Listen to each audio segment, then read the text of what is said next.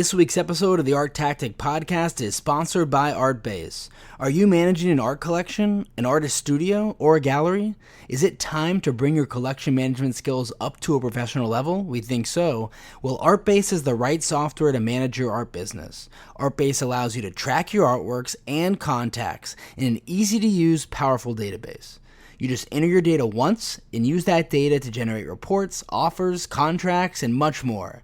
They've got a brand new version out with a whole new look that can be used on the cloud from any location on any device. So what are you waiting for? Go to artbase.com now to learn more and be sure to mention ArtTactic for a 15% discount. Thanks for listening to the ArtTactic podcast. I'm your host, Adam Green. Last year on the podcast, we had an episode focused on the intersection between urban art and contemporary art. It featured Ronnie Pirovino, a contemporary art collector, curator, and appraiser, who's also recognized as one of the early and most prolific collectors of KAWS' work, and Lindsay Griffith, the head of department for prints and multiples in New York at Christie's. At the time, they were co-curating an auction at Christie's named Trespassing that featured artworks that were especially appealing to collectors at the intersection between urban and contemporary art. Well, Ronnie and Lindsay are back at it again this year with Trespassing 2.0, which just went live on Christie's.com today. So we wanted to have them back on the podcast to chat about recent trends in this area of the market, especially as this category seems to really be taking off over the past year, despite being in the midst of a pandemic. And this year's sale also features a select number of NFTs, so we tackle how this fits into this category. We hope you enjoy this episode of the podcast. Thanks so much for listening.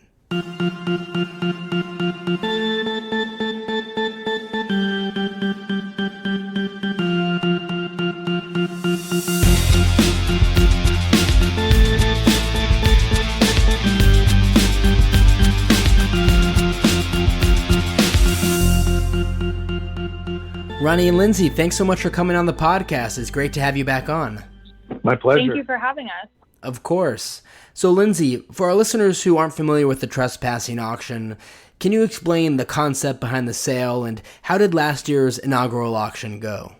So when Ronnie and I initially started discussing this project, the idea was really noticing a tremendous amount of energy that we were seeing, not necessarily at auction, but in the market generally for artists and buyers that were really inspired by graffiti-inspired artwork in all media, and really how those buyers were not only interested in that type of work, but also in a lot of emerging contemporary art generally, and that there was a tremendous amount of energy in that space that we didn't necessarily feel was being represented in traditional auctions.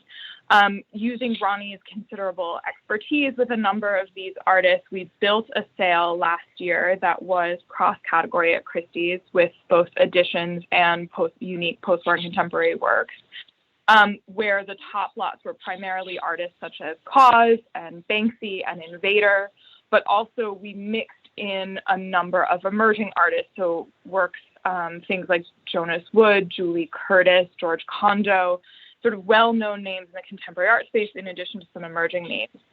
That mix, I think, proved to be a really tremendously impactful decision. We were very pleased at how the first iteration of the sale performed. It importantly was featured on our online bidding platform, which was, in my opinion, the absolute best platform for this space.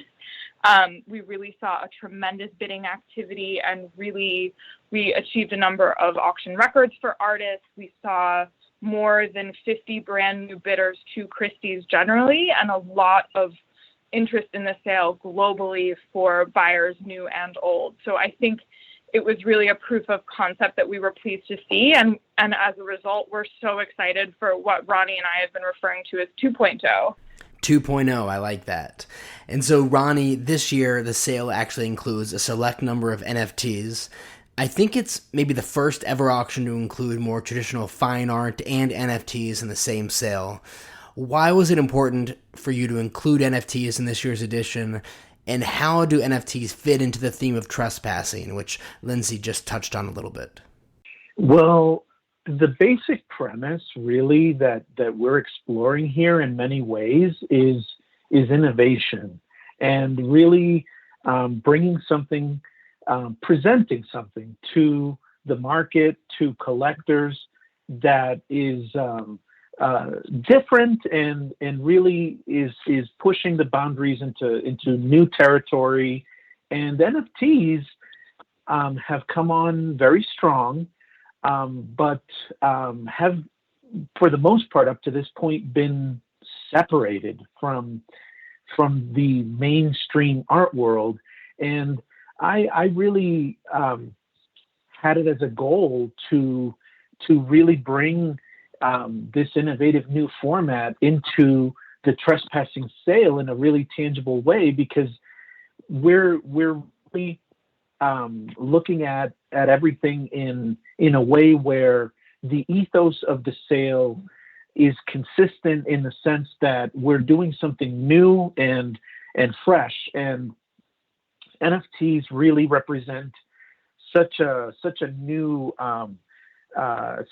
format, such a new opportunity, that it really makes sense to not separate them and to include them in a mix that is vital and really represents our moment in time right now.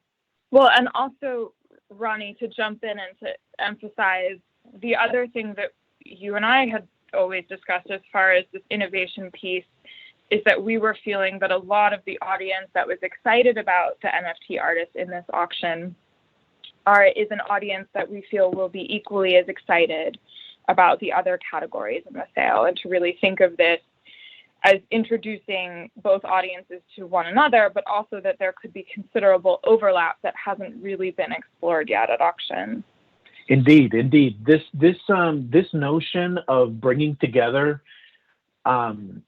pieces of an audience, collecting sectors and different sort of points of view and different facets when it comes to collecting. Like this is definitely really in the spirit of what we're doing. And I agree 100% that this gives us a platform to really be able to introduce new things to collectors that may not be expecting it, and to really do something that is inclusive and builds a certain community where there wasn't one before, and so on and so forth. So I think that this is an effort in a sort of a way that really appeals to a lot of different facets out there, in a way that kind of brings things together in a really exciting manner. Yeah, and I would also just plug on that. This is also why I feel that the online platform at Christie's is such a key place for that, because, to be honest, that's really where we see so many different types of audiences interacting with one another. Yeah, those are all really interesting points. And Lindsay, we continue to see incredible auction prices for so many artists and artworks, despite the world going through a pandemic. I'm curious, your perspective as a specialist at Christie's, how robust do you think the art market is right now, and what are some of the reasons why it seems to be doing so well? So I think it's definitely a multifaceted answer, but what I would certainly say is that the market, from every indicator that we've seen, particularly with the spring auctions in New York and the summer auctions that just finished in Europe, is that there's tremendous enthusiasm in the marketplace. The market is very strong, especially as it relates to contemporary art, such as what's featured in Trespassing. There's a lot of enthusiasm in this space. I think the most important factor is there has been a shift to the way the market functions. I think the online auction platform has become a really critical thing. I know that in the edition space at Christie's, our audience was prepared to bid online. They trusted us and were used to conducting auctions that were primarily using this platform. I think that certainly really helps keep enthusiasm at auction in the marketplace. I also just think people continue to feel that engaging in the art world is an important thing to them, and that on platforms such as Instagram or Clubhouse, there's really just a tremendous amount of general energy in the space. People miss going to museums, people miss going to fairs, and so I think that was a pent-up commercial energy that we saw that, was really indicative of that enthusiasm. Yeah, and Ronnie, I remember in last year's episode, we chatted about the significant number of urban art collectors who have really expanded their collecting interest to more mainstream contemporary artists. How has that trend evolved over the past year? Well, the interesting aspect of the time that we've been in kind of advancing some of what Lindsay just noted, people have had more time on their hands. They have been able to think about what they're interested in. They've been able to research more. They've just had a lot more time on their hands because of the circumstances. So in a way, that situation has impacted collecting and the market as a whole, where I think that you've had a lot of people who may have had a point of entry where they have began their sort of collecting journey with something that was perhaps more obvious on some level, but because of the time that they've had, they've really been able to evolve quickly into pursuing their collections in a more serious way, in a more enthusiastic way, in some ways really building momentum that wasn't there before. And so I think that the time that we've gone through has really benefited art in many ways, because it really has given people time to reflect, time to really, like Lindsay's saying, to think about what's important to them, to look at art again from a different perspective, to revisit interests that may have been latent, and really rekindle them. But as far as urban art collectors and really how they have very, very quickly evolved and continue to evolve, it's really a matter of kind of thinking about how we haven't really spent that much time outdoors in the past year or more, and so some of that inspiration for collectors who look to be inspired and to really be drawn in by things that they might come across on the street or in their daily lives, that hasn't been there. That's been missing. So in many ways, they have been very open with platforms like Instagram to really keep searching and to really keep exploring their interests.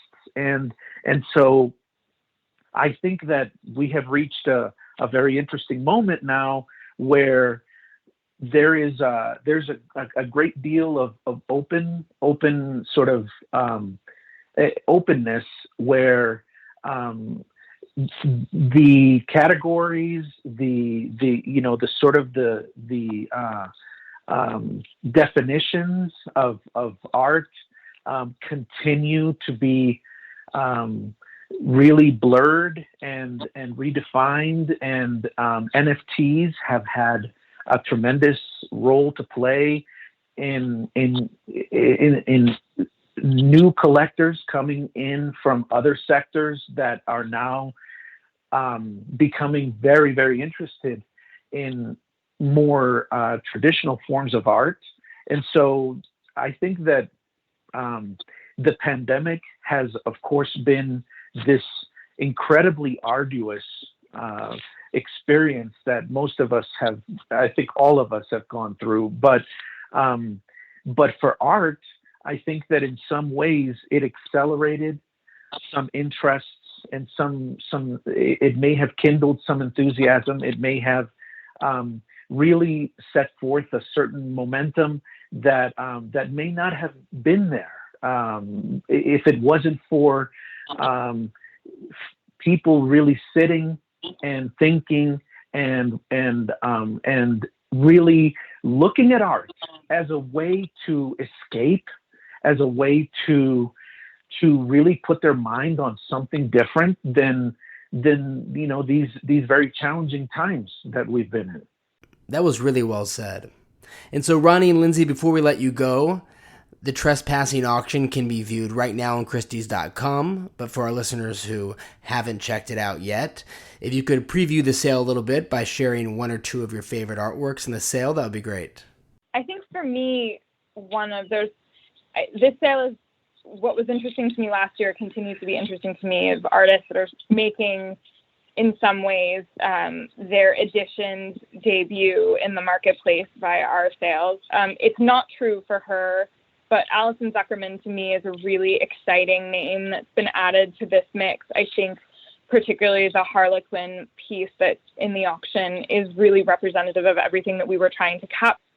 I think, the energy, humor, sort of mixing from lots of different sources and inspiration, the fact that she's thinking about making prints in it, in a totally digital way that's really informed by online imagery just as much as art history. I think that makes that piece really, really exciting to me. I think that's definitely one of my favorites. And then from there, I'm really excited to see things that artists like Deborah Roberts, where I find one of her prints to be one of the most exciting prints in the sale. And it's the first time that she'll have a print in our auction. So I think, again, that's just indicative of this sale's ability to mix lots of different types of mediums together into one great offering. And Ronnie, how about you? I tend to really love pretty much everything that's in the sale, because I think everything has a very significant place. But if I'm going to narrow down a couple of things, the Invader mosaic is truly spectacular, because it's wonderful. It is. Yes, it's got this really unique element to it. The eyes are bicycle reflectors. So if you pass a flashlight over it, there's almost this interactive element to it. It's really fascinating, and I think that it's pretty much among the most clever work I've ever seen by Invader. When it comes to something that is really brand new and really exceptional, I think that the dot pigeon work is really special. Dot pigeon has become this force, and it has happened very quickly. And we are debuting his work at this auction level for the first time. So there will be many people who may not be aware of his work, but I think that there is a tremendous opportunity to be introduced to his work in this forum. And I love what he does with sort of his thesis, the way that he approaches his work. He really is kind of placing himself amongst things that he admires and artwork that he loves himself. And so I really appreciate the fact that we will have a work by him in a setting where there is very likely many works that he would admire and put in his paintings. Which is really interesting to me, because he's doing something that is really along the lines of really celebrating the art that he admires with his own work. So to me, I think that's really one of the highlights as well. But there are many. One other thing that we haven't touched on that's really exciting about this sale is I think, as Ronnie says, the sort of collaborative aspect of many artists that are in this sale. And there's a number of historical graffiti artists that are in the auction as well that I think are referenced by many of the younger artists that are in this sale. And I think there's a real history and trajectory, and each of these artists are thinking very meaningfully, not only about what's culturally very interesting to them, like the Zuckerman, where the art history and online imagery is quite combined, but there are artists like Crash and Days and Ramelzy who are in this auction. They're really excellent examples in this sale. And the market, that historical moment for art like that is very important to some of the younger artists and particularly the NFT artists that are represented. And this is all a particular continuum that's represented in this auction. And I think that to me is what's also really exciting about 2.0 is that we're really seeing the breadth and depth of what this particular segment of the market can be and how multifaceted it is. So those are just some really exciting opportunities that are also in the auction. Well, Ronnie and Lindsay, thanks so much again for coming onto the podcast and chatting with us about this really interesting area of the art market, as well as previewing your Trespassing auction, which is live now on Christie's.com. Lindsay, if our listeners want to check out the sale, what's the best way for them to do that on the website? So if you just go to, it'll be featured all over the place on our website, but if you go to Christie's to upcoming auctions, you'll see Trespassing featured quite prominently. Please feel free to reach out to myself or to Ronnie or to really any of the prompts that are on the website. We're really very happy to walk people through. There will also be a public sale view here in New York, which is perhaps the most exciting thing that I can say. And that will be live for public viewing in New York, starting on the 15th all the way through to the 21st here in Rockefeller Center in New York. So please come and engage with us online, but also please come and see us if you can here in New York. Fantastic. Art in person. Nothing beats it. Lindsay and Ronnie, thanks so much again for chatting with us. Real pleasure. Thank you, Adam. Thank you. Bye. We want to thank ArtBase for sponsoring this week's episode of the ArtTactic podcast. Are you managing an art collection, an artist, studio, or gallery? Is it time to bring your collection management skills up to a professional level? Well, ArtBase is the right software to manage your art business. ArtBase allows you to track your artworks and contacts in an easy-to-use, powerful database. All you do is enter your data once, and you use that data to generate reports, offers, contracts, and a bunch more. They've got a brand new version out with a whole new look that can be used in the cloud from any location on any device. So go to artbase.com now to learn more, and be sure to mention ArtTactic for a 15% discount.